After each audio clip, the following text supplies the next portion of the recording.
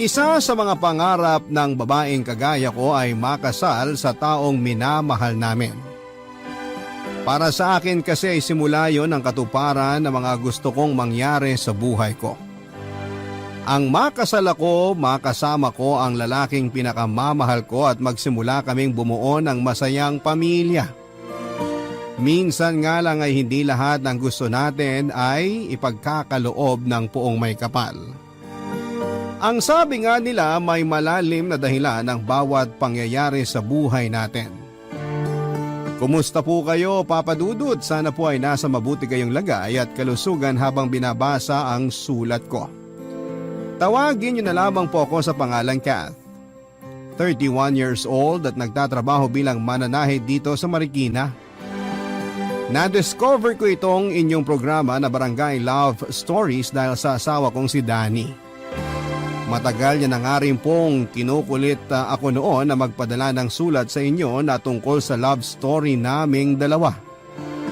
Dahil sigurado raw siya na makapagbibigay din ng inspirasyon ang ibabahagi namin sa inyo.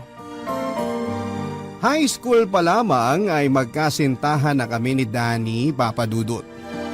Pareho naming first love ang isa't isa. Hindi naging perpekto ang relasyon namin pero masasabi ko na naging matapat kami sa isa't isa. At yon ang isa sa mga dahilan kung bakit mas tumatag pa ang relasyon namin. Hanggang sa makarating na nga kami sa kolehiyo.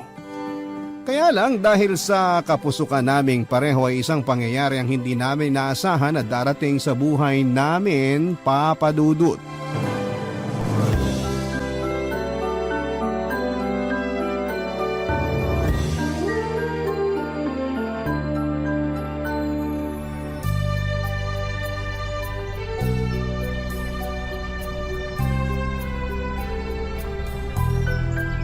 Hi, sweetie.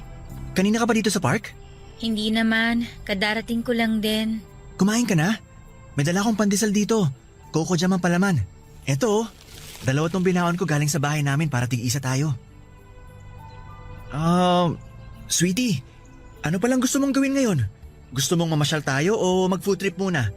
Hindi kita mayayang manood ng sine ngayon kasi medyo maliit lang din ang budget ko para sa date natin eh. Pero kung gusto mo, pwede naman Pwede tayong… bang tumahimik ka muna kahit saglit lang? Nakakairita na yung boses mo eh, alam mo ba yun? Kat?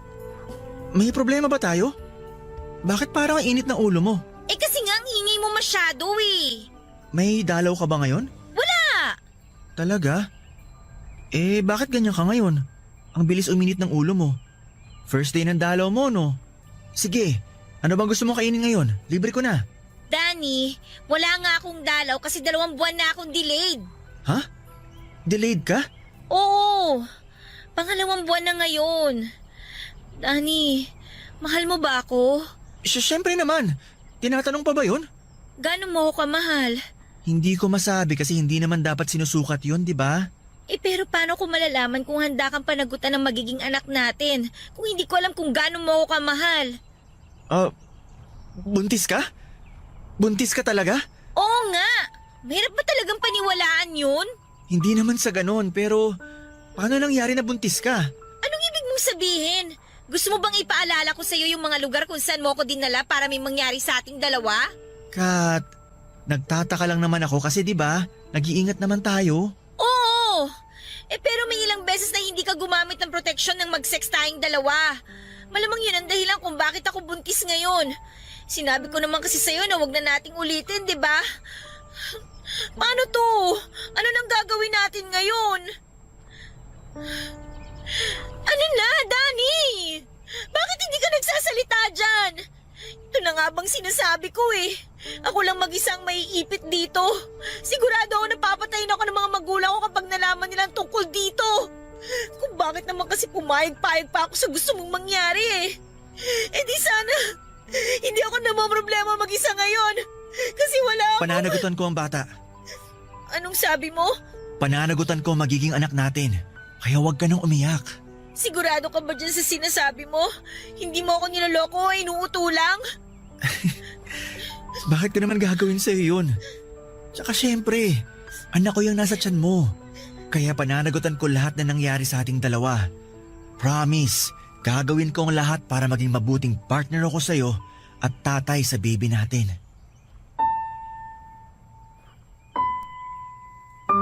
Papadudot nang mapansin ko na delayed na nga ang buwan ng dalaw ko ay kinabahan kaagad ako. Malakas na kaagad ang kutob ko na nagdadalang tao na ako. Kahit pa sabihin na wala pang 10 beses na may nangyayari sa amin ni Danny ng panahon na yon, ni minsan ay hindi na na-delay ang buwan ng dalaw ko. Kaya kaagad akong bumili ng pregnancy test kit at ginamit yon.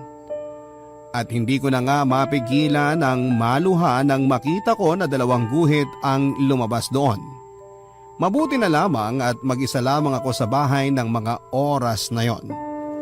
Papadudot, hindi ko rin inaasahan na magiging ganon ang reaksyon ni Danny nang sabihin ko sa kanya na nagdadalang tao na ako. Iniisip ko kasi noong una na baka magalit siya o kaya ay matakot na panagutan ako. Pero wala doon ang mga nakita ko ng araw na yon.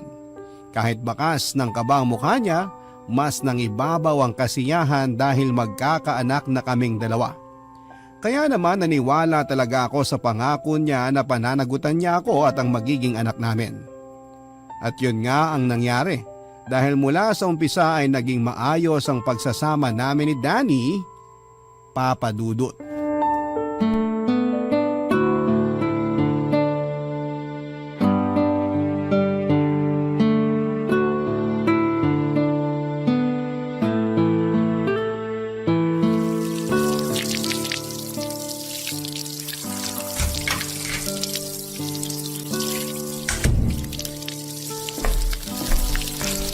Sweetie, mabuti naman at nakauwi ka na. Pasensya na kung medyo ginabi ako ngayon, sweetie. Nagpa-overtime na naman kasi yung supervisor namin eh. Ayos lang yun. Tulog na ba ang anak natin? Oo, kanina pa. Gusto ka nga sanang hintayin makauwi pero may pasok pa siya bukas sa school. Kaya pinatulog ko na. Lika na dito sa loob at ipaghahain na rin kita. Sige, sweetie. May dala nga pala akong leche flan dito. Pa-order nung isang katrabaho ko. Sa sweldo raw ang bayad kaya kumuha na ako ng isa. Mukhang masarap yan ah. Masarap talaga, sweetie. May pa-free taste kasi siya sa amin nung nakaraang linggo. Nagustuhan ko kaya kumuha ko para sa'yo. Oh, tikman mo. Eto, titikim na ako ng isang kutsara. Masarap nga ah. Ano, nagustuhan mo? Oo, hindi siya sobrang tamis pero hindi rin matabang. Saktong-sakto lang ang lasa niya. Sabi na nga ba't magugustuhan mo eh. Thank you dito sa pasalubong mo, sweetie. Eto, kumain ka na ng hapunan. May kanin tsaka paksiw na isda pa dito na tinira ko talaga para sa'yo. Sige.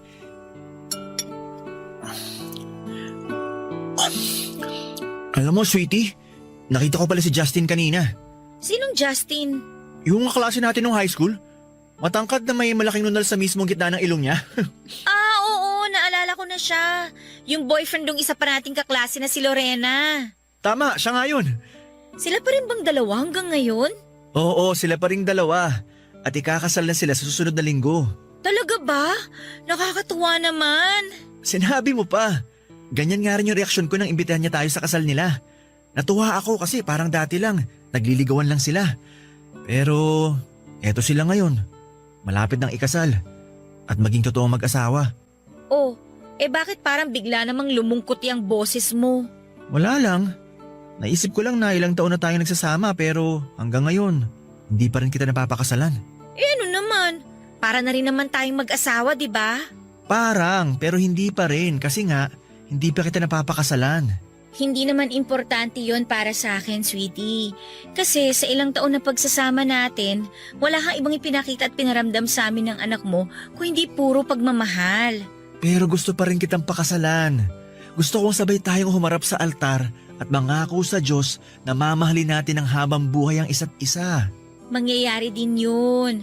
Siguro hindi pa nga lang sa ngayon kasi nga medyo gipit pa tayo. Pero naniniwala ako na ibibigay din yun ng Diyos sa atin. Alam ko na marami na akong pangakong binitawan sa iyo, Kat. Pero itong pangako na to, ang pipilitin ko na matupad balang araw. Darating ang panahon na magpapakasal din tayong dalawa. Papadudot nang malaman ng mga magulang namin ang tungkol sa pagbubuntis ko ay pareho silang nagalit. Normal naman siguro yon na reaksyon ng mga magulang na pinag-aaral ang kanilang mga anak. Pero kaagad ding nawala ang galit na yon nang sabihin ni Danny na pananagutan niya ako. At doon nga ay nagdesisyon kami na huminto sa pag-aaral at bumukod na lamang ng tirahan. Umupa kami ng mura at maliit na bahay na sakto lamang para sa aming dalawa. Sa isang fast food chain pa siya pumasok noon para magtrabaho at ako naman ay namasukan na mananahi sa isang factory na malapit sa amin. Mabuti na lang at kakilala ko ang supervisor doon kaya kaagad akong natanggap nang mag-apply ako kahit 3 buwan na akong buntis. Papadudot, hindi pala talaga madali ang maging magulang o ang pagbuo ng isang pamilya. Kahit nagbubuntis pa lamang ako noong umpisa ay napakarami na naming naging gastusin lalo pa nga nang makapanganak na ako. Kaya naman sinantabi muna namin ni Danny ang plano naming pagpapakasal. Sa akin naman ay ayos lang kahit na hindi muna kami makasal. Dahil nagagampanan naman namin ang responsibilidad niya bilang partner ko at tatay ng anak namin na si Nathan. Pero si Danny talaga ang palaging nagbabanggit ng tungkol doon na sana raw ay matupad niya ang pangako niya sa akin na mapakasalan niya ako sa loob ng simbahan, Papadudot. Pangarap na sana ay matupad pagdating ng panahon. Barangay Love Stories. Barangay Love Stories. Puro babae ang hindi gustong maikasal sa taong minamahal niya. Pero sa dami at taas na mga gastusin ay inalis ko muna yon sa isipan ko. Kasi nga ay masaya naman ako sa simpleng pamumuhay namin ng pamilya ko kahit na hindi pa kami kasal ni Danny. Sa paglipas na mga taon ay napatunayan ko na hindi talaga ako nagkamali ng lalaking pinili na mahalin. Kasi palaging pinaparamdam ni Danny sa amin ang anak ko ang walang kapantay na pagmamahal. Simple lang din talagang naging buhay namin, Papadudot. Kahit nag-end of contract si Danny sa mga pinagtatrabahuhan niya ay hindi siya nababakante kasi nakakahanap din kaagad siya ng kapalit. Ayaw niya rin kasi na pare-pareho kaming mahirapan sa mga gastusin. Kahit may trabaho pa ako noon ay iba pa rin kung siya ang kumikita ng pera para daw sa pamilya namin. Responsibilidad niya raw ang pagiging padre de pamilya. Kaya kahit kailangan niya, Papadudot.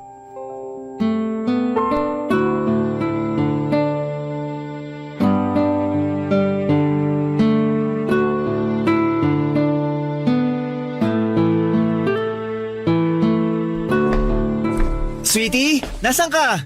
Nandito sa kusina, nagluluto. Ay, nandito ka lang pala. Katatapos ko lang magluto nitong binagoongang baboy. May ibabalita ako sa'yo. O ano yun? At parang excited ka. Ay, teka lang. Papatayin ko lang tong apoy sa kalan, ha? O yan, patay na. Halika, maupo muna tayo doon.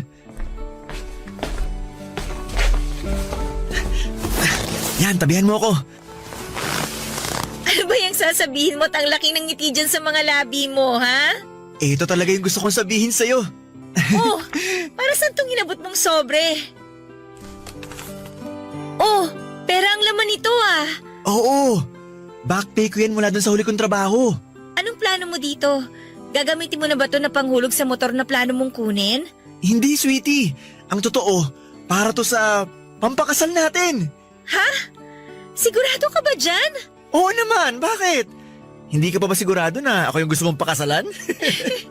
Siyempre sigurado na. Pero kasi di ba, matagal mo nang gustong kumuha ng motor na hulugan. Kailangan mo yun sa trabaho para hindi ka na nagko-commute. Kaya lang hindi nga tayo makakuha ng motor mo kasi nga laki ng down payment eh. Pero ito na yung pera oh. Pwede na natin gamitin itong pang-down sa motor mo na gusto mong kunin. Sweetie, sabi ko naman sa'yo na mas importante ka kaysa mga bagay na gusto ko, di ba? At syempre, mas importante rin ang magiging kasal natin kaysa sa motor na gusto kong kunin. Alam mo ba, nang mahawakan ko ang perang to, na-imagine ka agad kita. Naka-wedding gown ka at naglalakad palapit sa kinatatayuan ko. Na-imagine ko mga sarili natin na nasa harap ng altar at nagbibitaw ng pangako na panghabang buhay. Ano ba yan? Naiisip ko palang naiiyak na kaagad ako. At nahahawa naman tong mga mata ko dyan sa pag-iyak mo. Ewan ko ba kung bakit masyado ako nagiging madrama kapag tungkol sa pagpapakasal natin na pinag-uusapan. Siguro kasi, yun na lang halos ang pangako na hindi ko pa natutupad sa'yo. Pero tinupad mo naman lahat-lahat ng mga naging pangako mo. Alam mo, sa totoo lang, araw-araw kitang pinagpapasalamat sa Diyos.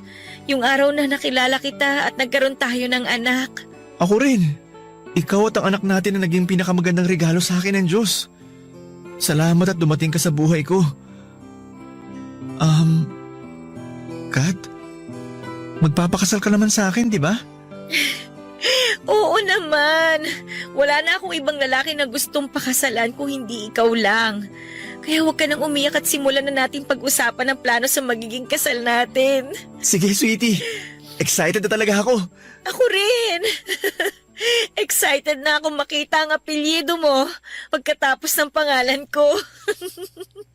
Papadudot, nakita ko na halos maluha-luha si Danny habang sinasabi niya sa akin na magandang balita na may pera na siya na pampakasal namin.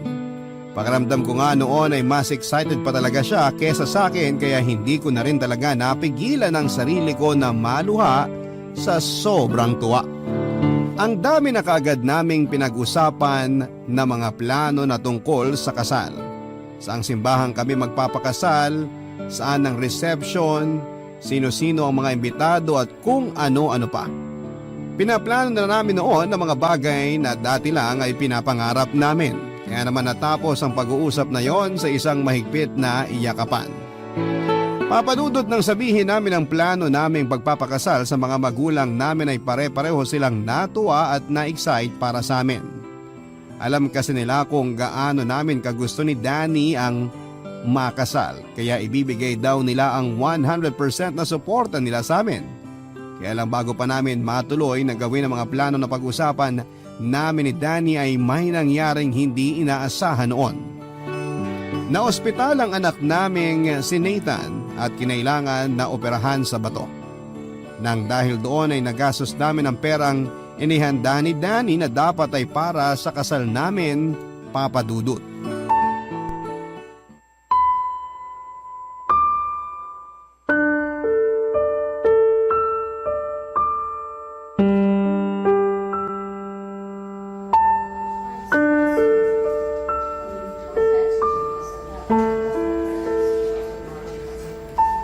Sweetie, anong sabi ng doktor sa'yo? Kumusta na raw si Nathan? Naging maayos naman daw ang resulta ng operasyon sa kanya. Wala na raw tayong dapat alalahanin dahil okay na rin ang kalagayan niya. Ay, salamat naman sa Diyos at hindi niya pinabayaan ang anak natin. Kaya nga, sweetie. Grabe yung pag-aalala ko nung bigla na lang siyang umiyak dahil sa matinding pagsakit ng tagiliran niya. Mabuti na nga lang at napa-opera kagad natin siya.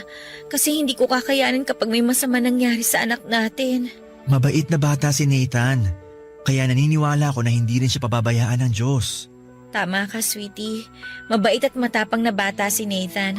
Kaya nalagpasan niya ang pagsubok na to. Ay, sweetie. Sorry ah. Oh, sorry saan? Kasi nagastos natin yung pera na dapat pampakasal natin sa susunod na buwan. Ano ka ba naman, sweetie? Dapat hindi mo inaalala yan. Walang mas mahalaga ngayon kesa sa pagkakaligtas ng buhay ng anak natin. Alam ko naman yun. Hindi ko lang talaga mapigilan ng mag-guilty. Bakit ka naman nagigilty, sweetie? Ako ang padre de pamilya. Kaya dapat pinaghahandaan ko ang mga ganitong klase ng emergency sa buhay natin. Kaya nga emergency, di ba? Kasi wala tayong idea kung kailan yun pwedeng mangyari. Pero dapat palagi ako may nakatabing pera para sa mga ganitong bagay. Paano kung dalawa kayo ni Nathan na biglang na ospital? Saan ako kukuha ng mas malaking halaga para maipagamot kayo? Tsaka dapat din, gumawa pa ako ng paraan para hindi magalaw ang pera na para sa kasal nating dalawa. Dapat mas pinagbuti ko ang pag-iipon ko. Dapat hindi ako naging pabayang padre de pamilya.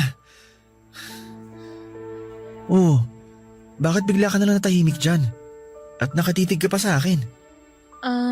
Wala lang. Anong wala, sweetie? Matutunaw na ako sa pagtitig na ginagawa mo sa akin. Ngayon ko lang kasi mas na-realize kung gaano ko kamahal ng Diyos. Ha? Anong ibig mo sabihin? Danny, sa dinami-rami ng lalaki dito sa mundo, ikaw pa talaga yung ibinigay niya sa akin. Isang lalaki na walang ibang ginawa kung hindi isipin ko ano yung magpapasaya sa akin. Siyempre, doon na naman ako nagiging masaya eh. Kapag nakikita at nararamdaman ko na masaya ang babaeng pinakamamahal ko. Ang cheesy naman talaga ng asawa ko. Ang sarap namang marinig nun mula sa'yo. Naasawa mo na ako kahit di pa naman tayo kasal. Danny, mula nang panagutan mo ko tang anak natin, itinuring na kitang asawa ko. Kahit nga hindi na tayo magpakasal, ayos lang sa akin eh. Kasi alam ko naman na magsasama tayo sa habang buhay. Yun naman ang hindi ko papayagan dahil nangako ko sa'yo. At kilala mo ko, Kat. Lahat ng pangako ko, pipilitin kong tuparin, lalo na kung para sa'yo.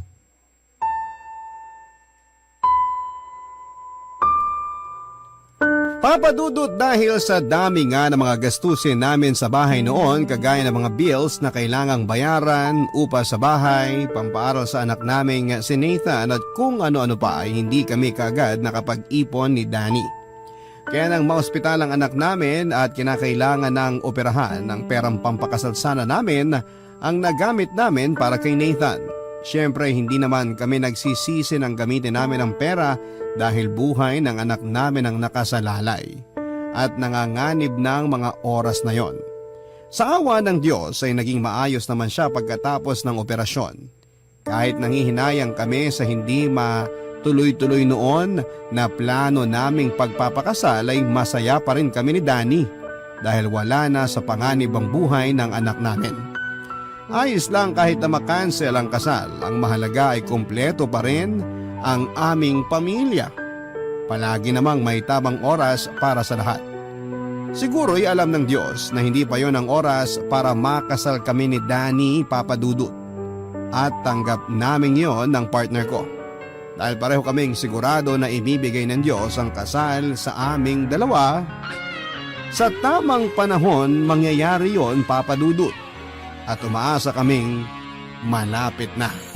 Barangay Love Stories. Barangay Love Stories.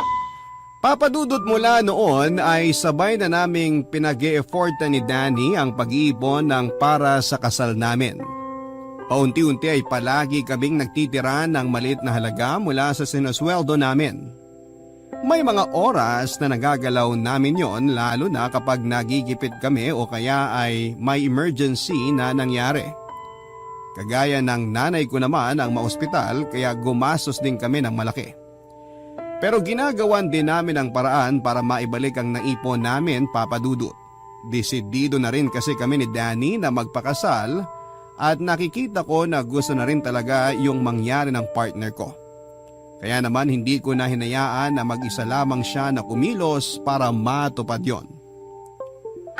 Gusto ko na pareho kaming maging dahilan ng pagtupad ng pangarap namin. Siguro ay nakita ng Diyos ang pagsusumikap naming dalawa sa pangarap na yon. Unti-unti kasi ay nagsimula na ring gumaan ang buhay namin kahit papaano. Naging regular na si Danny sa pinagtatrabahuhan niya tapos ay nakabili pa siya ng motor. At pagkalipas nga ng ilang taon ay naging sapat na ang perang naipon namin para sa pinapangarap naming kasal, Papadudut.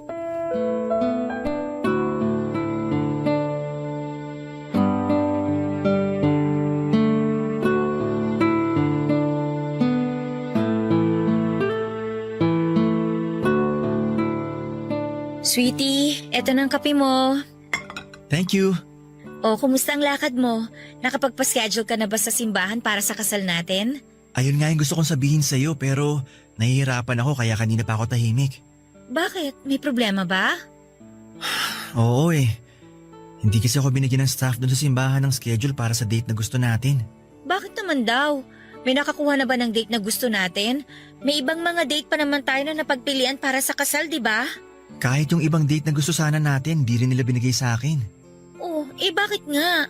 Dahil daw sa possibility na mag-lockdown ulit dito sa lugar natin, hindi raw muna sila tatanggap ng kahit na anong selebrasyon sa loob ng simbahan. Baka raw kasi magkaroon sila ng problema at sila pang maipit sa huli. Ay, ganun? Sayang naman, sweetie. Kaya nga, sweetie. Nakiusap pa nga ako sa staff ng simbahan at kay father na Pagbigyan tayo kahit 1 oras lang. Saglit lang naman ang seremonya ng kasal pero hindi pa rin sila pumayag. Ay, ano ba yan? Kung kailan halos handa na ang lahat para sa kasal, may ganitong problema na naman tayong makakaharap. Ewan ko ba kung bakit parang napakaraming balakid sa plano natin na magpakasal? Baka naman kasi hindi pa talaga oras na makasal tayong dalawa. Baka may iba pang plano sa atin ng Diyos kaya hindi niya pa tayo mapagbigyan. Kailan naman niya kaya tayo pagbibigyan? Kailan niya ako tutulungan na tuparin ang pangako ko sa'yo? May tamang panahon para sa lahat. Sabi ko naman sa'yo, kailangan lang nating maghintay. Sorry. Hindi ko lang talaga maiwasan na malungkot at mainis. Ang tagal na kasi nating pinaplano to eh. Ang tagal na kitang gustong pakasalan. Kasal lang naman yun. Ang mahalaga, magkasama pa rin tayo hanggang ngayon. Hindi ka pa rin nagbabago at mahal na mahal mo pa rin kami ng anak mo. Para sa akin, sobra-sobra na yun. Hindi yun basta kasal lang, Kat. Alam mo naman kung gaano ka-importante sa akin ang bagay na yun, di ba? Gusto kitang pakasalan, hindi lang para maging legal mo kong asawa. Gusto ko na makasal tayo kasi naniniwala ako na doon ko mapapatunayan sa'yo kung gaano kita kamahal. Nagawa mo na yun, Danny. Sa ilang taon na pagsasama natin, napatunayan mo na ang pagmamahal mo sa akin. Pero hindi pa rin yun sapat. Gusto ko na hindi lang ang anak nating si Nathan na magdala ng apelido ko, kung hindi pati na rin ikaw. Gusto ko araw-araw kitang tatawagin na misis ko. Ikaw talaga, Danny. Pinapakilig mo lang ako eh. Seryoso ako, Kat. Alam mo naman na walang katumbas ang pagmamahal ko para sa'yo, di ba? At gusto kong patunayan yon sa pamamagitan ng sagradong kasal. O sige, hihintayin ko ang araw na yon. Pero sa ngayon, makontento muna tayo sa kung ano tayo. Yung magkasama tayo kahit hindi pa tayo kasal. Kasi pareho naman tayong masaya, di ba? Basta, naniniwala ako na darating din ang araw na ibibigay sa atin ng Diyos ang pinapangarap nating kasal, Danny. Kung minamalas nga naman talaga Papa Dudut ay ayos na sana ang lahat pero pumasok naman ang pandemya dito sa ating bansa. Nagsarado ang mga simbahan para sa kahit na anong okasyon o seremonya. Naging madalas din ang lockdown sa lugar namin at nabawasan ang mga araw na pinapasok namin sa trabaho. Kaya naman nabawasan din ang kinikita naming pera, Papa Dudut. Muli po kaming nagsimulang magipit at doon din ay nagsisimula na naming magalaw ang ipon namin. Lalo na nang parehong tamaan ng COVID ang mga magulang namin. Pero mabait pa rin ang Diyos dahil pareho rin silang nakaligtas mula sa sakit. Kaya nga lang naging mahirap ang buhay namin noon dahil na rin sa malaking adjustment na kailangan naming gawin, Papa Dudut. Hindi kami masyadong nakakalabas ng bahay.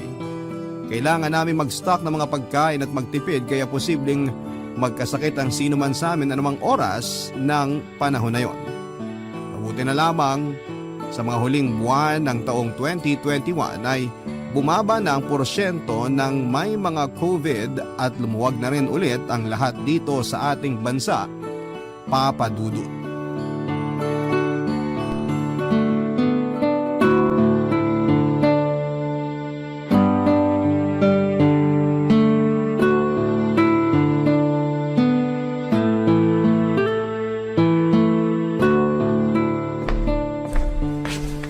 Sweetie, nasan si Nathan? Nandun siya sa mga pinsan niya. Saan ka ba galing? Nagpaprint ako ng invitation para sa kasal natin. Eto, tinan mo. O sige, upo muna tayo sa sofa at titingnan ko yung mga hawak mo.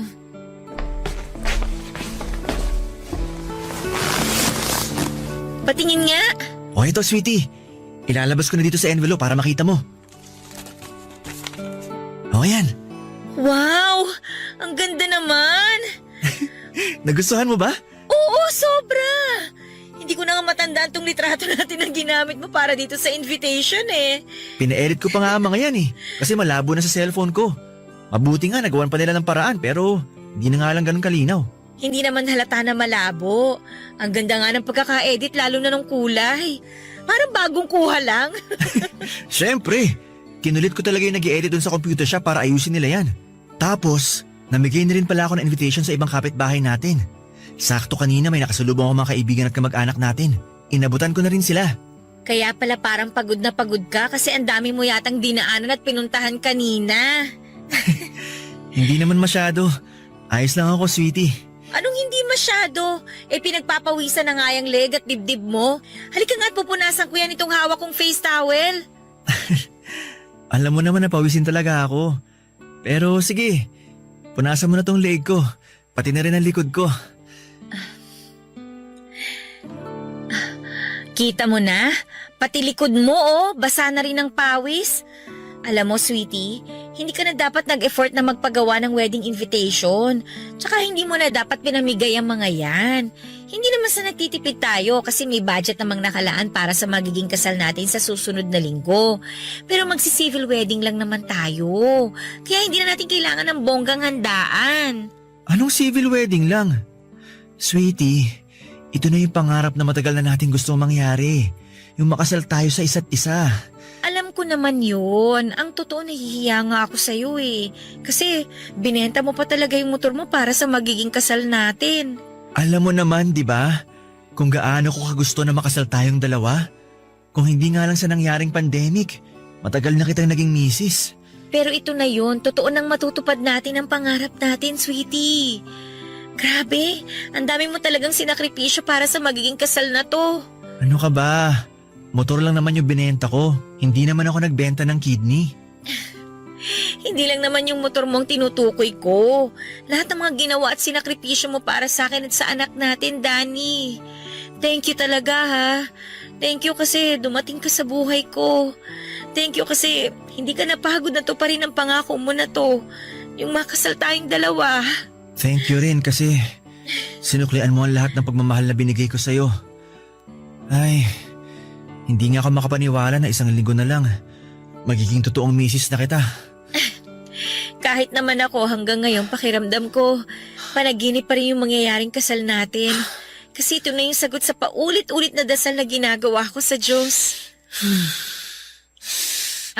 Danny, ayos ka lang ba? Ayos lang ako. Pero parang nahihirapan akong huminga. Teka, huwag mong sabihin na inaatake ka ng hika mo. Ang tagal mo nang hindi hinihika Wala ka na ring inhaler. Kat, nahihirapan talaga akong huminga. Sandali, hihinga ako ng tulong. Babalik agad ako ha. Kumalma ka lang, please. Huwag kang umalis sa tabi ko. Danny, bitiwan mo ang kamay ko. Kailangan ko humingi ng tulong sa mga kapitbahay. Kailangan madala ka sa ospital. Please, huwag kang umalis sa tabi ko. Huwag mo ako iwanan. Danny! Kat, sorry, pero parang hindi ko na yata kaya.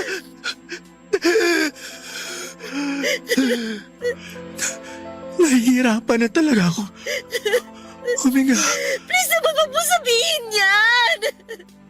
Lumaban ka lang, Danny. Please, lumaban ka. Parang awa mo na. Magpapakasal pa tayo, di ba? Sa susunod na linggo na yun, kaya please, please, magpakatatag ka. Magpakatatag ka, Danny. Danny! Danny! Danny, huwag mo ipikit ang mga mata mo. Please, gumising ka. Danny! Danny! Gumising ka, parang awa mo na. Danny!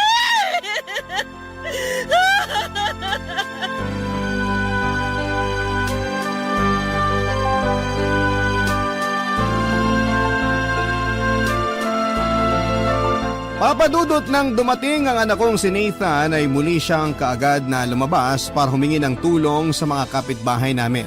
Habang ako naman ay walang tigil sa pag-iyak at pakiusap kay Danny na magpakatatag siya at lumaban.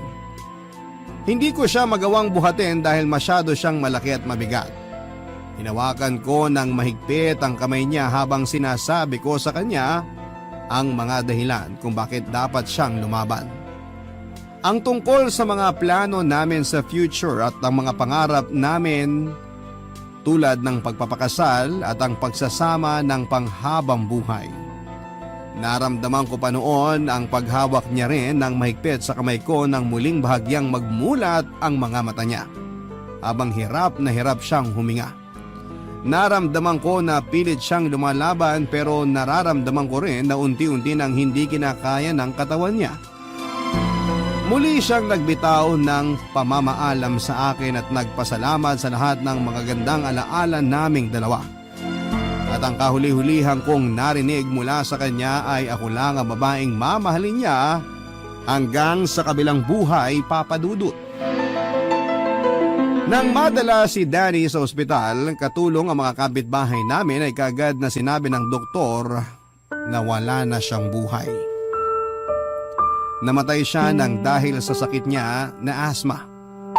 Sobrang sakit noon para sa akin at halos mawalan ako ng malay. Pilit lamang ako na nagpapakatatag dahil kasama ko rin noon ang anak naming si Nathan. Pero nang muli ko makita ang katawan ni Danny na wala ng buhay ay hindi ko na napigilan ang sarili ko na mapahagulhol. Niyakap ko pa ulit siya habang paulit-ulit na nakikiusap na buksan niya ang mga mata niya. Nagumising siya para sa akin dahil magpapakasal pa kaming dalawa. Pero bigo ako na muling bumalik sa akin ang asawa ko. Grabe lang talaga, Papa Dudut, dahil napakarami na naming pinagdaanan ni Danny. Ang bawat isa ang naging sandalan at kuhanan namin ng lakas sa napakaraming taon. Sa kanya na rin po umikot ang mundo ko kaya hindi ko rin talaga alam kung paano pa muling magsisimula. Paano pa ako muling mabubuhay kung hindi na siya kasama.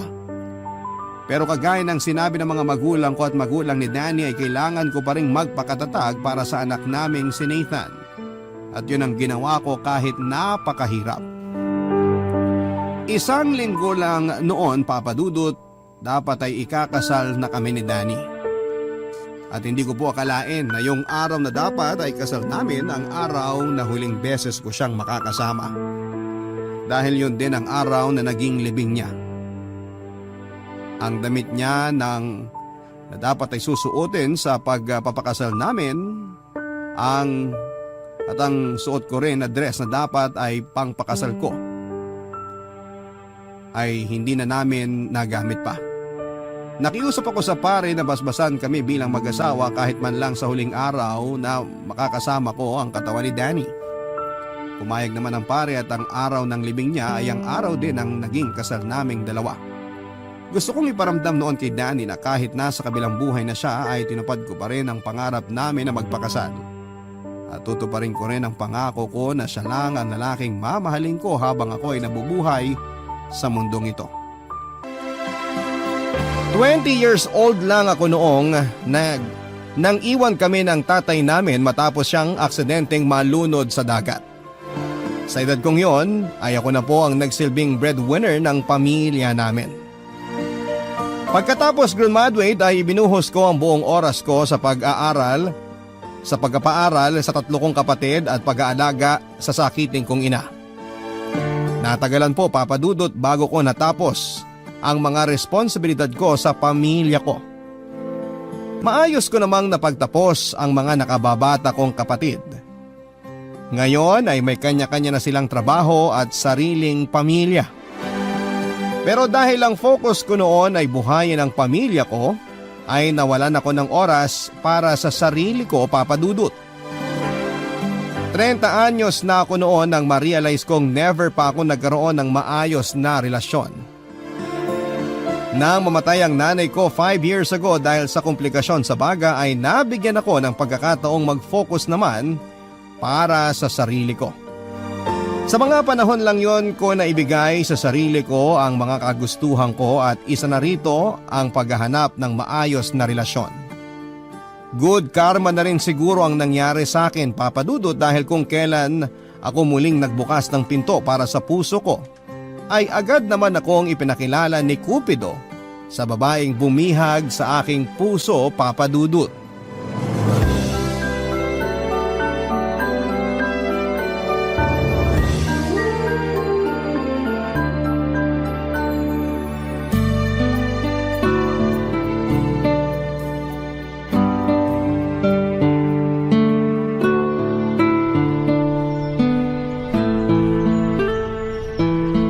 O sige na guys, mauna na ako sa inyo. Uwi na ako.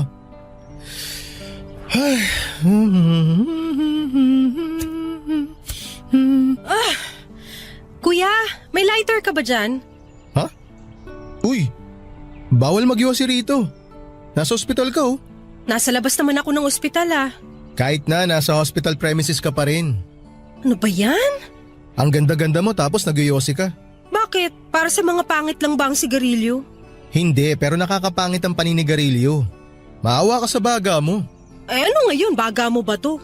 Matapang ka ngayon pero 10 years from now, sigurado ako magkikita ulit tayo pero pasyente ka na. Matagal pa naman pala. Aba, ibang klase Ano, may lighter ka ba o wala? Wala nga akong lighter. Pero kahit meron akong dala, hindi ko ibibigay sa'yo. Kasi nga bawal magyosi dito sa ospital. Di bawal na kung bawal. Ang aga-aga nagyosi ka. Ang aga-aga nangingielam ka. Pumasok ka na lang kaya sa trabaho mo. Kaka-out ko lang. Pauwi na ako. Graveyard shift. Di umuwi ka na. Ang sungit naman. Bakit ka ba nandito sa ospital? Sinong may sakit? Walang may sakit sa amin. Kakapanganak lang ng ate ko. O kita mo na? May bagong baby pala kayo tapos nagyosi ka. Alam mo ba na mas apektado ang mga taong nakakalanghap ng usok ng yosi kesa sa mismong nagyosi? Kaya nga nasa labas ako, di ba? Hindi naman ako magsisindi sa tabi ng pamangkin ko. Kahit na. Naiiwan pa rin ang amoy ng yosi sa katawan mo. Diyan sa damit mo. Sa mga kamay mo. Yan ang maaamoy ng mga tao sa paligid mo. Third hand smoking ang tawag dyan. Sa kailangan ko magyusi. Naghahanap ang katawan ko ng sigarilyo lalo na kapag stressed ako. Ba't ka naman stressed? Ang toxic ng pamilya namin ngayon. Nagle-labor na si ate pero hindi pa rin maibaba ni mama ang pride niya. Nanganak na't lahat yung kapatid ko, galit pa rin sila sa isa't isa. Bakit? Ano bang nangyari? Alam mo, ngayon lang ako nakakita ng lalaking tsismoso. Hindi ako tsismoso. Curious lang akong tao. So, ano ang nangyari? Mahabang kwento? Aabutin tayo ng next shift mo kapag nagkwento ko sa'yo. Ayos lang sa akin kahit abutin na ako ng susunod na shift ko. Oh, simulan mo na magkwento. Basta, ang bottom line, galit si mama sa mga lalaki. Ayaw niya kami mag-boyfriend. Pero hindi siya sinunod ni ate, nakipag-boyfriend siya nang hindi alam ni mama. Nalaman na lang namin nung nabuntis siya kaya ayun, mas lalong nagalit si mama. Simula nun hindi na sila nag-iimikan. Ewan ko ba? Ang taas-taas ng pride ni mama. Hindi man lang niya magawang bisitahin ang unang apo niya. Unang apo niya yung baby? Wow, congrats! Ang hirap maging masaya kung alam mong hindi magkasundo ang pamilya mo. Nakakawalang gana. Alam mo, imbis na sunugin mo yung baga mo, gumawa ka na lang ng paraan para magkaayos yung ate at mama mo. Tingin mo wala akong ginawa tungkol dyan? Nagawa ko na lahat, wala pa ring epek. Milagro na lang ata makakapagpabago kay mama Intindihin mo na lang ang mama niyo. Sana naman maintindihan din niya na walang magagawa ang pagkakaroon niya ng mataas na pride. Teka nga, ba't pa ako nag-i-explain sa taong hindi ko namang kilala? Basta ganun na nangyari, huwag ka na mag-follow up question. Alam mo, mas nai-stress ako sa'yo. Kalma. Romel nga pala. Nice to meet you. Umuwi ka na at maghahanap pa ako ng pansinde. At teka sandali. Ikaw, ano pangalan mo? Loren.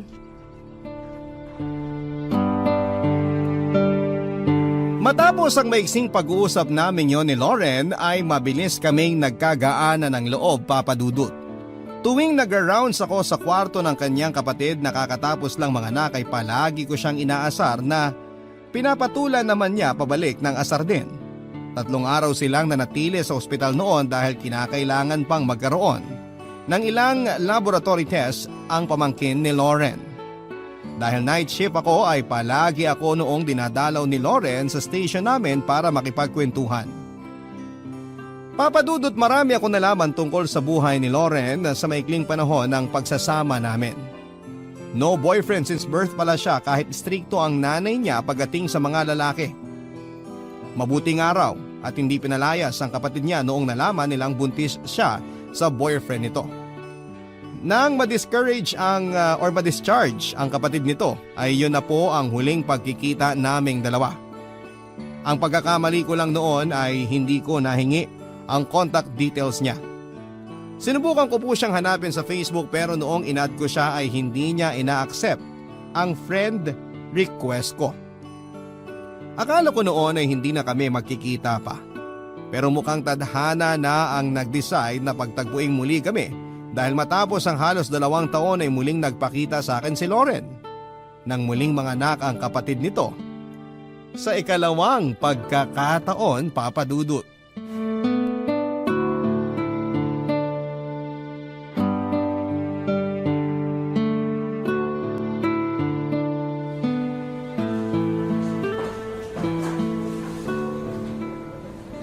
Uy! Loren? Oo, tama, Loren! Long time no see ah! Sino ka? Magkakilala ba tayo? Si Romel! Di mo na ako naaalala? Ako yung nurse na kasama mong nakabantay sa ate mo noon nung nanganak siya. Oo nga! Ikaw nga! Sorry, hindi kita naalala. Ang tagal na kasi nun. Muntik na nga rin kita hindi makilala eh. Nagbago itsura mo ah. May clean na pala buhok mo. Oo, sunod sa uso. Kumusta ka na? Eto, night shift pa rin hanggang ngayon. Ikaw, ba't nandito ka? Huwag mo sabihing... Manganganak na naman ang ate ko. Talaga? Eh anong sabi ng nanay mo? Galit na naman ba? Ano pa nga ba? Wala rin naman siya magagawa, nandyan na yan eh. O ano, stressed ka na naman. Baka magyosi ka na naman dito sa ospital ah. Hindi na. Matagal na akong tumigil sa paninigarilyo. Tama yung sinabi mo. Hindi healthy ang pagyoyosi lalo na't may baby kami sa bahay. Good yan. So, hula ko, di mo na naman kasama nanay mo, no? Malamang. Hindi pa rin sila nagkakaayos ni ate hanggang ngayon eh. Ba't ba kasi siya nagagalit? Hindi naman na bata yung ate mo para pagbawalan niyang mga anak, di ba? Hindi siya galit sa panganganak ni ate. Galit siya kasi hindi siya sinusunod ni ate. Naniniwala kasi si mama na pare-pareho lahat ng mga lalaki. Mga oportunista, mga manloloko. Grabe naman yung nanay mo. Hindi naman lahat. Yun nga ang hindi niya magets. Pero may kasalanan din kasi si ate, kaya mas lumala ang galit ni mama sa mga kalalakihan. Bakit? Ano bang ginawa ng ate mo? Yung tatay kasi nung unang anak ni ate, tinakbuhan lang siya nung nalamang nagdadalang tao si ate. Etong ate ko naman hindi natuto, nag-boyfriend pa rin. Ngayon nabuntis ulit. Yung gagong boyfriend naman niya, itinanggi na siya ang nakabuntis kay ate. Di ayan, 2 anak, 2 ring lalaki na parehong bahagang buntot. So ngayon, masisisi mo pa ba si mama kung bakit gano'n na lang ang galit niya sa mga tulad mo? Pero hindi naman lahat katulad ng boyfriend ng ate mo. Anong hindi? Yung tatay namin niloko si mama. Iniwan kami ng mga bata pa lang kami. Nabisto siya ni mama na may pangalawa pala siyang pamilya. Pinapili siya kung sinong gusto niya makasama. Alam mo kung sinong pinili. Yung kabet. Yung kabit! Tama ka! Bata pa lang si mama, may namumuo na siyang galit sa mga lalaki. Naging witness siya kung paano bugbugin ng lolo namin si Lola nung bata pa si mama. Doon nagsimula ang pangit na pagtingin niya sa mga lalaki. Huwag mo sabihing pati ikaw man-hater na rin ha. Hindi ako man-hater. Ayoko rin sa ganung ugali ni mama pero minsan, mapapaisip ka rin naman. Lahat kasi ng lalaking dumarating sa buhay namin, kung hindi duwag at barumbado, mga taksil. So kanino kakampi? Sa mama mo o sa ate mo? Hindi ko alam. Kailangan bang mamili? Oo, aaminin ko minsan nakaka-frustrate talaga yung ganong mindset ni mama kasi inaalisan niya kami ng karapatang makakilala ng taong mamahalin namin eh. Pero masyado rin kasing rebelyo si ate minsan. Sa kagustuhan niyang patunayang mali si mama, mas lalo tuloy naging totoo lahat ng mga pinagsasasabi ni mama kasi nga mga walang kwentang mga lalaki ang napili niya. Kung ikaw ang nasa katayuan ko, sino pipiliin mo? Wala. Bakit wala? Kasi pareho naman silang tama. Paano naging tama yung 2 yun? Hindi mo kasi pwedeng sabihing mali ang iniisip ng mama mo. Kasi yun yung naranasan niya eh. Yun yung pinagdaanan niya. Yung ate mo naman, ipinaglalaban niya lang yung karapatan niya. Siguro yung pinaka-best na gawin mo, intindihin mo yung pinanggagalingan ng mama mo. Pero, wag mo ring isara yung isip mo tulad ng ginagawa niya. Dapat maging open ka sa opinyon ng iba kasi hindi naman lahat ng tao pare-pareho eh. May mga taong katulad ng tatay mo. May tao naman na katulad ko. Loyal. Sus, loyal ka? Oo naman. Pero wait lang ha. Magra-rounds muna ako. Balikan kita mamaya. O sige, balikan mo ako ha. Kailangan ko mag-vent para hindi ako sumabog. Alam mo naman kung saang room kami, no? Oo, hanapin na lang kita mamaya. Sige na, balikan mo na yung ate mo. Maraming nagbago sa itsura ni Loren, Papa Dudut. Mas nagkaroon siya ng laman kesa noong huli ko siyang nakita. Ang dating hanggang bewang na buhok nito ay umiksi na hanggang tenga na lamang ang haba. Pero sa kabila ng mga pagbabago sa kanyang panlabas na anyo ay wala pa rin nagbago sa ugali nito na siyang nagustuhan ko noong una kaming nagkita. Kung dati-rati ay hanggang sa alaala ko na lang umiikot si Loren. Nang araw na yon ay muli kaming pinagtagpo ng tadhana. Hindi ko na po sinayang ang chance na yon at agad kong kinuha ang social media accounts ni Loren. Doon na po kami nagsimulang maging malapit sa isa't isa, Papa Dudut. Nagsimula kami bilang online friends hanggang sa lakas loob ko siyang inanyayahang lumabas para kumain at mamasyal. Ang pagkakaibigan namin ay mas lumalim pa hanggang sa sinimulan ko na po siyang ligawan, Papa Dudut. Masasabi kong mas mahirap pa kesa sa pagdaan sa butas ng karayom ang ginawa kong panliligaw kay Loren. Totoo ngang napakalaki pala ng galit ng nanay niya sa mga kalalakihan. Hindi ko alam kung anong dahilan o kung paano ito nagsimula pero hindi ko yung ginawang rason para tigilan si Loren. Nagpursige ako sa panliligaw para mapasagot si Loren hanggang sa matapos ang halos 2 buwan ay sinagot niya rin ako kahit na hindi pabor sa akin ang kanyang ina, Papa Dudut. Ang mga kwento ng pag-ibig, kwento ng buhay at kwento ng pag-asa. Nasa Spotify na, Barangay Love Stories. Pakinggan kahit kailan, kahit saan. Barangay Love Stories sa Spotify. Kinig na, kabarangay! Papa Dudut, dahil sa sobrang man-hater nga ng nanay ng babaeng pinakamamahal ko ay naging patagupo ang aming relasyon.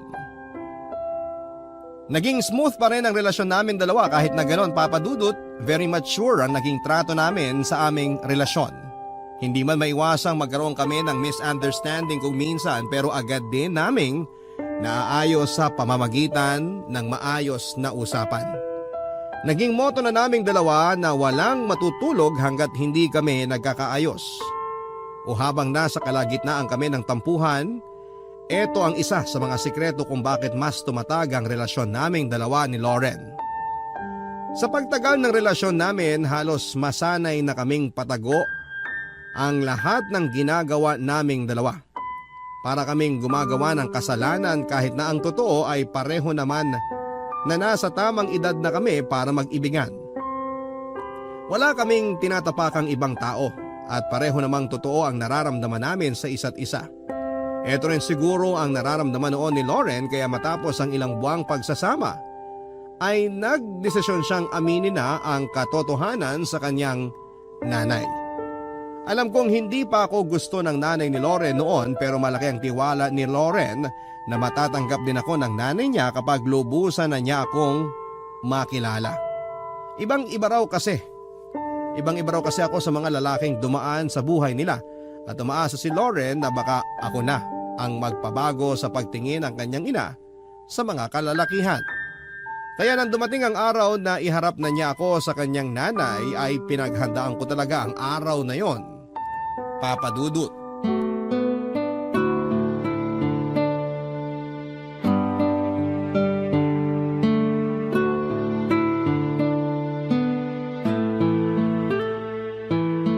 Ano, ready ka na?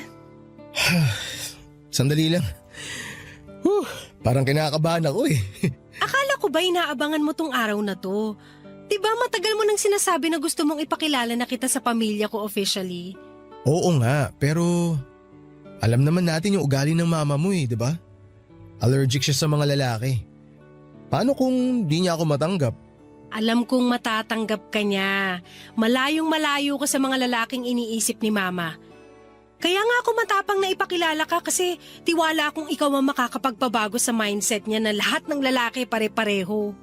Kakayanin ko kaya? Oo naman, ikaw pa. Basta magpakatotoo ka lang. Ipakita mo kay mama lahat ng katangian na gustuhan ko sa'yo. Ay, sige. Whew! Kaya ko to. Tara, pasok na tayo. Tara.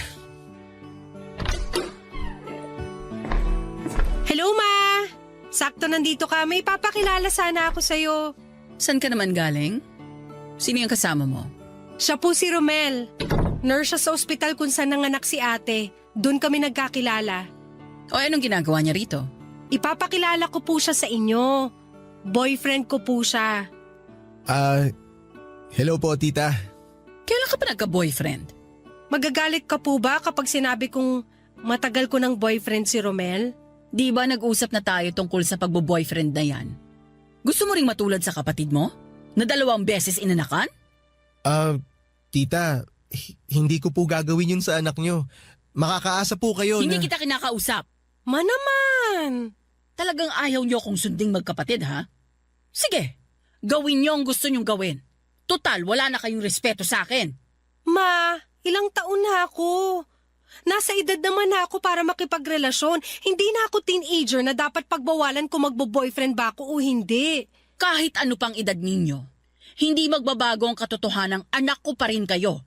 Kaya pagbabawalan ko kayo, lalo na kung alam kong itong makakabuti sa inyo. Bigyan niyo naman po ng chance si Romel.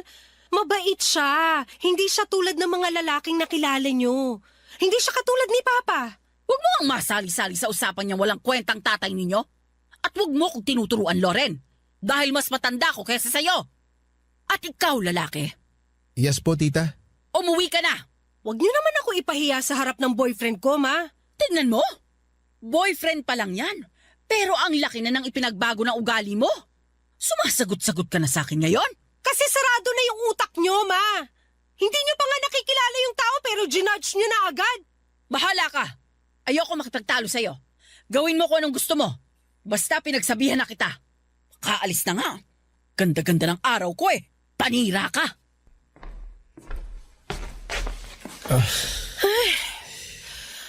O ano? Sabi ko sa'yo eh. Pasensya ka na, ha? Baka bad mood lang si Mama. Basta tiwala pa rin ako na magugustuhan ka niya. Huwag ka sana magalit sa inasal niya, ha? Wala yun. Never ako magagalit sa magiging future nanay ko. Ikaw talaga? Halika, ipapakilala kita sa isa ko pang kapatid. Sana naman hindi rin siya man-hater, no? Lalaki yon, baliw. Halika na. Gets ko naman papadudot kung bakit nainis si Lauren sa kanyang nanay ng araw na yon. Pero kailangan ko ring intindihin na may pinanggagalingan ang galit ni Tita Olivia.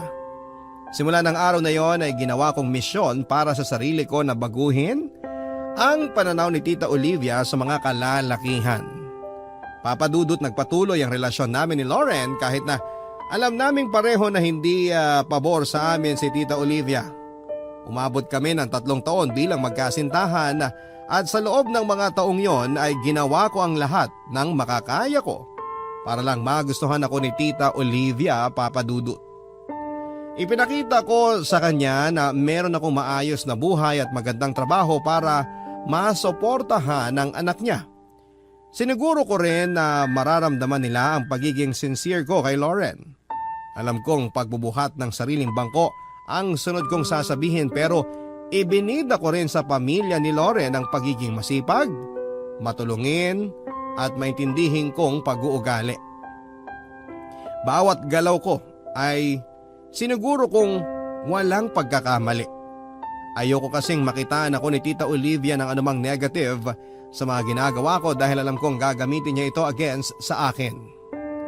Pero Papadudot, matapos ang lahat ng effort na ginawa ko ay wala pa ring nagbago sa pakikitungo sa akin ni Tita Olivia.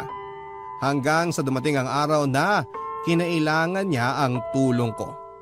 Nagulat na lamang ako noon nang bigla akong makita si Lauren sa ospital na pinagtatrabahuhan ko matapos isugod si Tita sa ospital, Papadudot.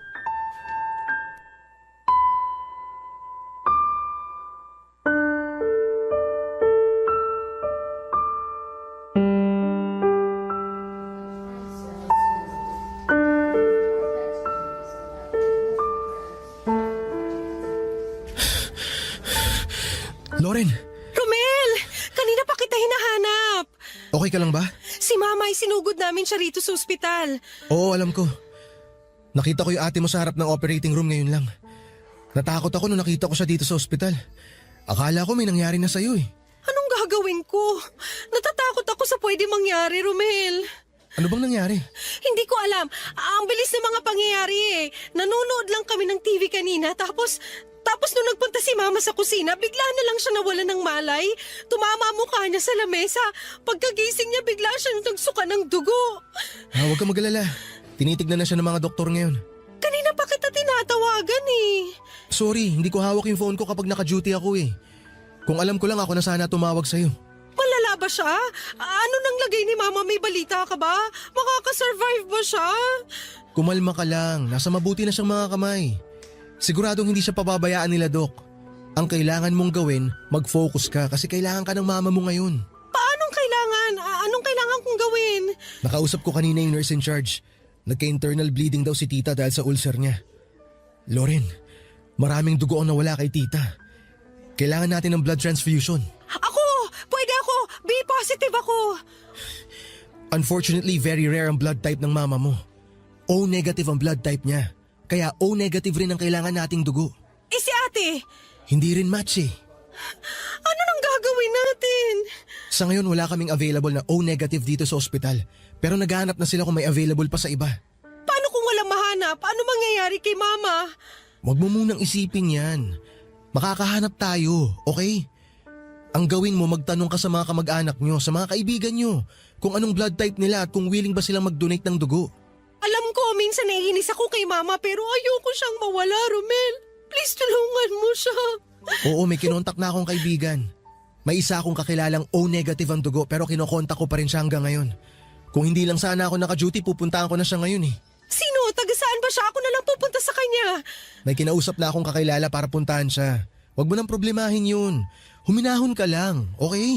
Paano ko hihinahon? Nasa bingit ng kamatayan ng nanay ko. Halika nga, yakapin kita para kumalma ka ng konti.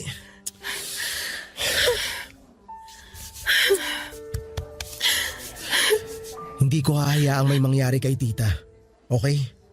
Kaya kumalma ka lang. Alam naman nating fighter siya eh. Baka nga kapag nalaman niyang magkayakap tayo ngayon, biglang bumangon yun sa operating table para pagalitan ako eh. Nagbiro ka pa talaga sa ganitong sitwasyon. Pinapakalma lang kita. Tinan mo nga yung suot mong tsinelas, magkaiba pa. Eh paano naman kasi? Sobrang nagpanik na ako kanina, hindi ko na alam ang gagawin ko. Halika, may nakatago akong tsinelas sa nurse's station. Yun na lang muna yung gamitin mo. Paano si Mama? Kami nang bahala sa kanya, okay? Pangako ko sa'yo, gagawin ko ang lahat para makahanap ako ng donor. Kumalma ka na. Maraming salamat, Romel. Paano na lang ako kung wala ka? Sa awa ng Diyos ay naging matagumpay naman ang naging operasyon ni Tita Olivia ng gabing yon, Papa Dudut. Mabuti na lamang at meron akong nahanap na kaibigang may blood type na O negative na willing mag-donate. Matapos ang operasyon ay inabot ng ilang araw si Tita Olivia sa ospital. Ako ang naging katuwang ni Loren upang magbantay sa kanyang nanay habang nagpapagaling mula sa sugat nito. Abot-abot ang pasasalamat ni Tita Olivia sa akin noon dahil sa mabilis kong pagresponde sa problema ang kinaharap ng kanilang pamilya. Ipinakilala ko rin noon si Tita sa kaibigan ko na siyang nagbigay sa kanya ng dugo. Papadudod sa pagkakataong yon ay nakasilip ako ng kaunting sinag ng pag-asa. Akala ko noon ay mababago na ang pananaw ni Tita Olivia matapos ang nangyari pero mali pala. Ang inakala ko dahil gumaling na ang sugat niya at lahat-lahat ay hindi pa rin naalis ang kinikimkim na galit ni Tita Olivia sa mga tulad kong lalaki. Bumalik siya sa dati niyang ugali at ng moment na yon ay na-realize kong tila wala na talagang chance na magbago pa si Tita Olivia. Pilit kong tinanggap ang katotohanang hindi na magbabago ang isip niya at kailanman ay hindi na niya ako matatanggap para sa kanyang anak, Papa Dudut. Kabarangay, i-share mo ang iyong barangay love stories. Sabay-sabay nating pakinggan ang iyong kwento ng pag-ibig, buhay at pag-asa. Ipadala lang sa barangaylovestories@yahoo.com. Papadudot, tanggap ko na noon na never ko nang makukuha pa ang ipinapanalangin kong approval mula kay Tita Olivia. Ganon pa man ay walang nagbago sa pakikitungo ko sa kanya. Itinuring ko pa rin siya bilang ina ng nobya ko. Puno ng respeto, pangunawa at paggalang. Malaki rin ang pasasalamat ko noon sa girlfriend kong si Lauren dahil sa kabila ng trato sa akin ng kanyang ina ay hindi niya ako pinabayaan at never niyang ipinaramdam na mag-isa lamang ako. Mataas man ang pader na namamagitan sa amin ni Tita Olivia ay unti-unti rin naman akong naging parte ng kanilang pamilya. Lagi akong present noon sa mga importanteng okasyon ng pamilya nila Lauren. Mula sa mga birthday, anniversary, maging Pasko at New Year ay nakakasama nila ako. Sa mga panahong yon ay hindi pa rin ako tumigil sa pagpapa-impress kay Tita Olivia. Alam kong wala na akong pag-asa pero tinuloy ko ang pagpapatunay na worth it ako para sa kanyang anak. Sa pagtagal ng panahon ay napansin ko na sa sobrang focus ko na pabaguhin ang image ko para kay Tita Olivia ay nalilimutan ko na minsan nang magpakatotoo sa aking sarili. Sobrang kalkulado ko na ang mga galaw ko noon sa takot na makagawa ako ng kamalian. Pilit kong binuo ang isang perpektong Romel. Pero doon ko nga na-realize na hindi na ang pananaw ni Tita Olivia ang binabago ko kundi ang sarili ko na mismo. Kaya bago ko pa makalimutan ang totoong ako ay lakas loob kong kinausap si Tita Olivia, Papadudut.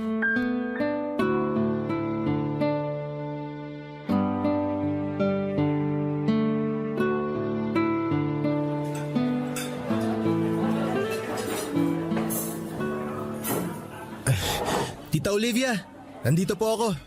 Anong ginagawa mo rito? Nasaan si Lauren? Maupo na po muna kayo. Umorder po ako ng food natin. Ang sabi ko, nasaan ang anak ko? Ang totoo po niyan, tita, kinausap ko po si Lauren na mag-set ng lunch para sa ating dalawa. Hindi po siya darating ngayon. Ako lang po ang nandito. Anong kalokohan to? Tita, gusto ko po sana kayong kausapin tungkol sa relasyon namin ni Lauren. Alis na ako. Tita, magpo-propose na po ako kay Lauren. Anong sabi mo? Please po, tita. Gustong-gusto ko po talaga kayong makausap. Kaya sana po mabigyan niyo ako ng chance.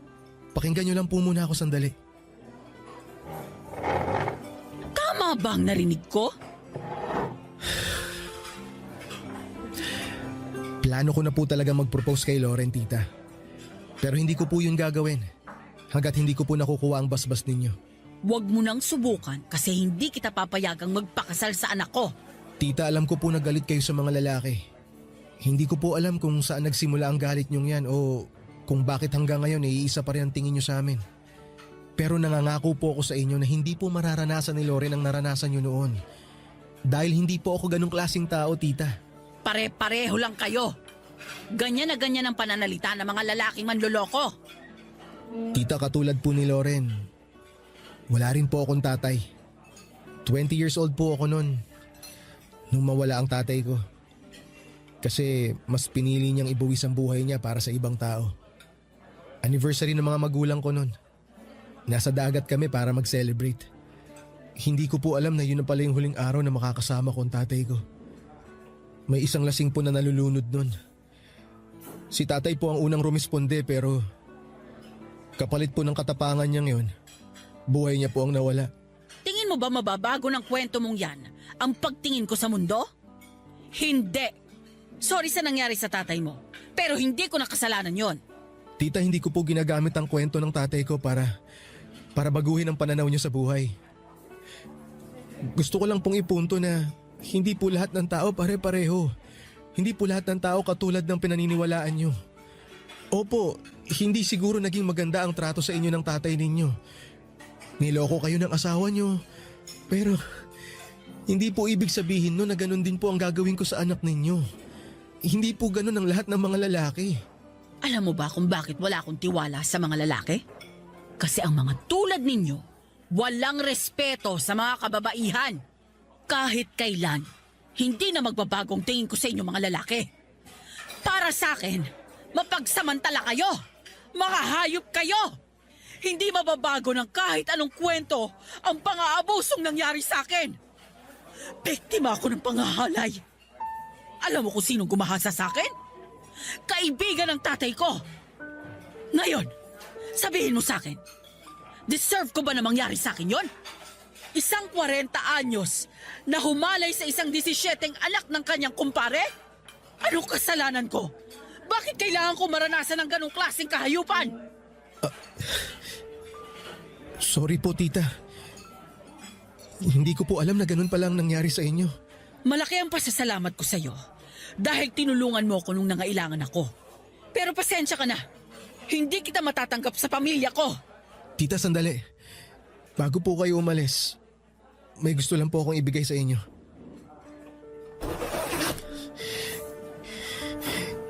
Ito po. Sing-sing po ang laman ng box na yan. Yan po sana yung gagamitin ko para mag-propose kay Lauren. Anong gusto mong gawin ko rito? Kayo pong bahala, tita. Itapon nyo, itago nyo, hindi ko po alam. Pero gusto ko lang pong malaman nyo na mahal ko po ang anak ninyo. At kailanman hindi ko po magagawa kay Lauren ang mga bagay na iniisip ninyo. Sana balang araw, mabigyan niyo po ako ng pagkakataon na patunayan ang sarili ko sa inyo, tita. Hindi ko po iiwan ang anak ninyo. Pero nirirespeto ko po kayo. At hanggat hindi ko po nakukuha ang basbas ninyo, tita, iisang tabi ko na po muna yung plano ko na magpakasal kay Lauren. Tita, sana po maintindihan niyo ako.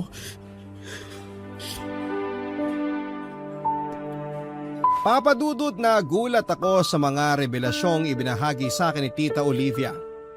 Hindi ko alam na ganun pala kalalim at kaseryoso ang pinanggagalingan ng galit na nararamdaman niya sa mga kalalakihan. Hindi ko alam kung aware ba si Lauren sa nangyari sa kanyang nanay pero binabuti ko na lamang na itago ang sikreto ni Tita Olivia. Isa pa ay wala ako sa lugar para sabihin sa iba ang masaklap na dinanas nito sa kanyang nakaraan. Sa mga nalaman kong katotohanan ay napagtanto kong wala akong karapatan para baguhin kung anuman ang nararamdaman ni Tita Olivia. Nabuo ang galit niya dahil sa mga personal niyang karanasan at hindi ko maaaring i-invalidate ang nararamdaman niya sa mundo dahil hindi ko dinanas sa mga naranasan niyang hirap sa buhay. Simula noon ay tuluyan na akong naliwanagan kung bakit gano'n na lamang ang galit ni tita sa mga kalalakihan. Doon din ay itinigil ko na ang misyong kong baguhin ang pananaw niya sa buhay. Hihintayin ko na lang na kusang maghilom ang mga sugat sa puso niya. At pinapanalangin kong sana balang araw ay makamit din niya ang kapayapaan at kapanatagan ng kanyang loob. Sa mga sumunod na buwan ay kapansin-pansin ang biglang pagbabago ng ugali ni Tita Olivia. Nagsimula siya magkaroon ng concern sa akin, maliliit man na hakbang pero ipinagpapasalamat ko na unti-unti nang bumababa ang pader na binuo niya sa pagitan naming dalawa. Hanggang sa dumating na nga po ang araw na pinakahihintay ko.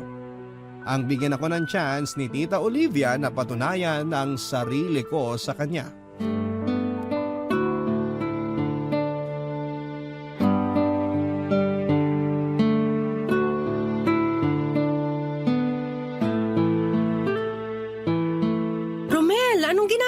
Sa labas. Ba't di ka pumasok sa loob?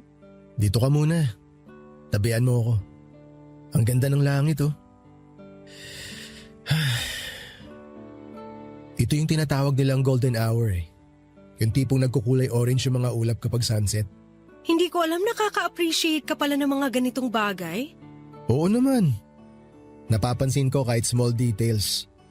Tulad ngayon, ang haba na naman ng buhok mo. Wow, pati buhok ko napansin mo. Oo, binabalik ko talaga yung dati kong buhok. Naalala ko nga sobrang haba ng buhok mo nung una tayo nagkita. Ayaw mo na ba sa maiksing buhok? Okay lang naman. Bakit mas gusto mo ba yon? Kahit naman anong style ng buhok mo, maganda ka pa rin eh. Eh paano kung wala akong buhok? Maganda pa rin. Talaga? Oo naman. Nandito pala kayo. Tita. Kanina ko pa kayo hinahanap. Bakit ma? May kailangan ka ba? Gusto ko sanang kausapin si Romel. Ako po? Pwede bang maiwan mo muna kaming dalawa, Lauren? Okay. Sige, pasok muna ako sa loob.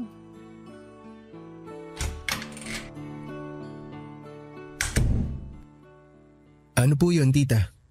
Ibabalik ko na to sa'yo. Ha? Ito po yung... Yung singsing na ipinatago mo sa akin.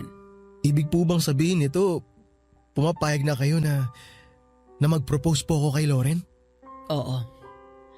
Binibigay ko na yung go signal sa'yo. Yun lang naman ang hinihintay mo, di ba? Naku, maraming salamat po, tita. Hindi niyo po alam kung gaano po ako kasaya ngayon. Sobrang napasaya niyo po ako, tita. Pwede ko po bang malaman kung bakit po nagbago ang isip niyo? Hindi nagbago ang isip ko. Wala pa rin nagbago sa tingin ko sa mga kalalakihan. Katulad ng pagtingin natin sa mga ahas na anumang oras pwede kang tuklawin. Ganun pa rin ang tingin ko sa mga lalaki na anumang oras pwede ka nilang lokohin. Ibinabalik ko tong singsing sa'yo kasi gusto kong ibigay yung hinihiling mong chance. Tita, makakaasa po kayong hindi ko po sasayangin ang chance na to na binigay niyo sa akin. Alam mo, sobrang against talaga ako sa'yo noon. Nakikita ko sa'yo yung ugali ng asawa ko eh. Sobrang nagtiwala ako sa kanya noon, katulad ng pagtitiwalang binibigay sa'yo ngayon ni Loren.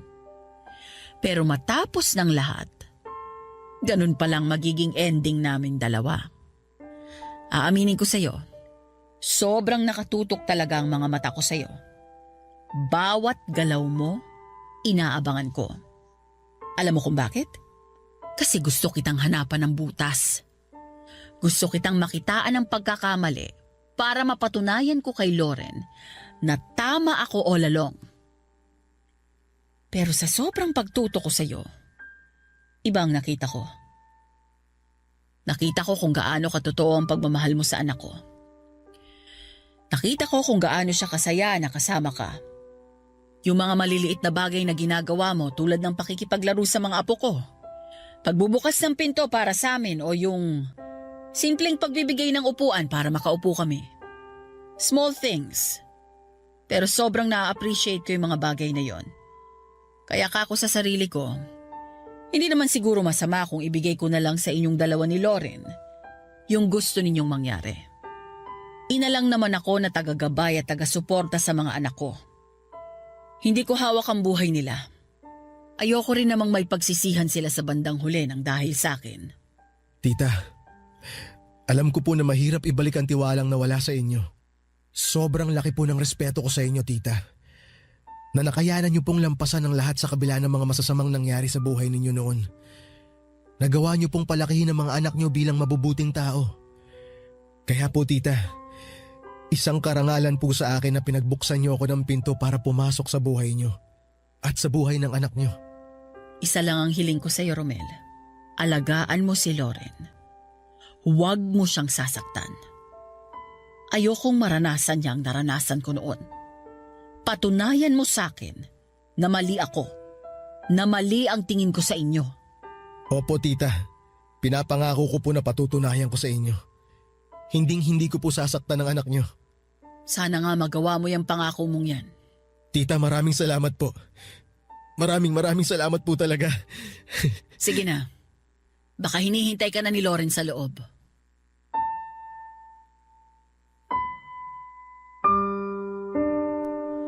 Papadudot kailanman ay hindi na pumasok sa isip ko na muli kong masisilayan ng singsing na ipinatago ko kay Tita Olivia.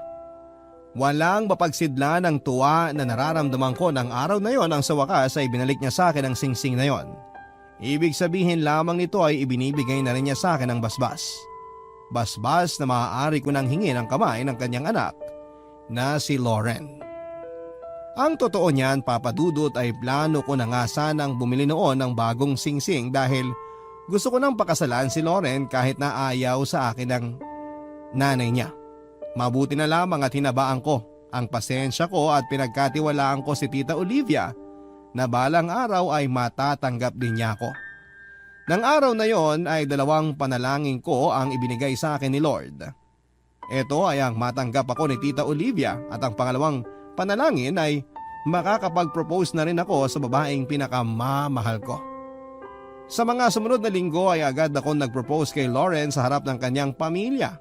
Yun na po siguro ang isa sa mga hindi ko makakalimutang araw sa buhay ko. Sa ngayon ay engaged to be married na po kami ni Lauren at nakatakda kaming ikasal 5 months from now. Nakakatuwang balikan ang naging kwento ng pag-ibig namin ni Lauren dahil ako mismo ay maraming natutunan sa naging takbo nito.